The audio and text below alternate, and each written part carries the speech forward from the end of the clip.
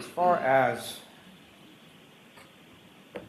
you had been asked and you had testified about going over to Trooper Proctor's house to meet with his wife, correct? Correct.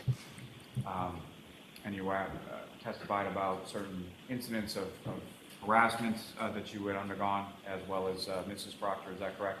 Correct.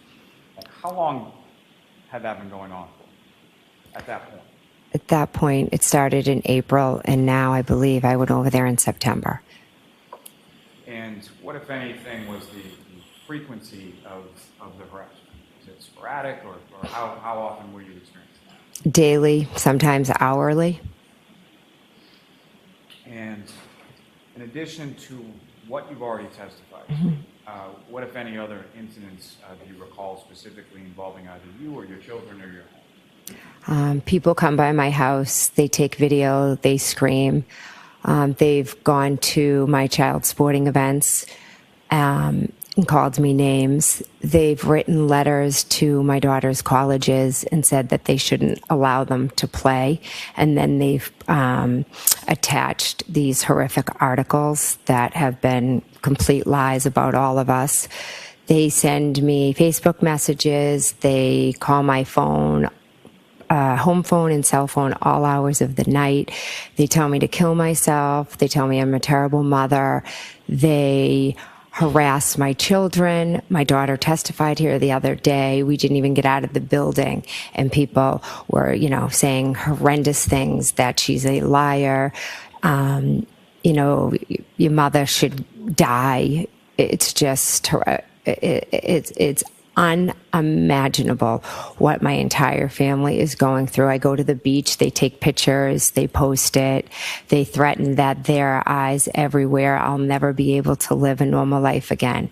I am a witness. That's all I am. I am not on trial. I am a witness. And these people are terrorizing me. Stand as to that part.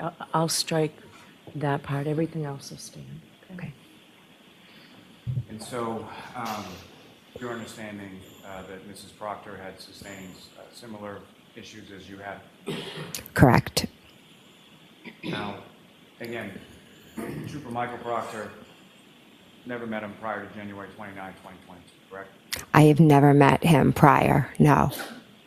And the time that you went over to meet with Elizabeth Proctor, was Trooper Michael Proctor home at that time? No, he was not home. And had you ever been over to his house prior to that, or any time subsequent to that? No, never. Now, you did have some conversations with Trooper Proctor following this day and around let me ask you this. You testified a bit about a rolling rally. Is that correct? Correct. Can you describe to the jury sort of what that was, or what occurred on that day? So that day in July, a group got together under one blogger, and they all met, and they decided to go to different houses. So Michael Proctor had been made aware of what was happening, so he had reached out to tell me, what was going to be happening and how they had set up some cameras.